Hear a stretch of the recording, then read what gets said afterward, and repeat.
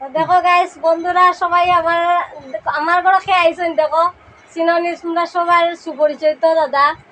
আর আজকে আমার বাইক ঘর ফলে দাদা আমার ঘরে আইসেন।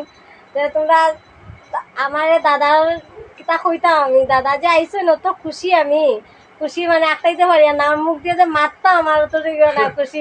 এরকম না প্রিয় দর্শক, কথা হয়েছে তাই না আমার কল করছেন যে আমার ঘরে যাইতে, আর আমি এমন সময় আই গেছি শিলচারে। তো ভাবলাম আমি মেয়ে মানুষ, এত কষ্ট দেওয়া দরকার নাই। তো আমি যখন কিনারে হয়েছি কইছি আমার সঙ্গে দেখা করে দেবে, তখন তাই বলে যে তার বাসায় কেন।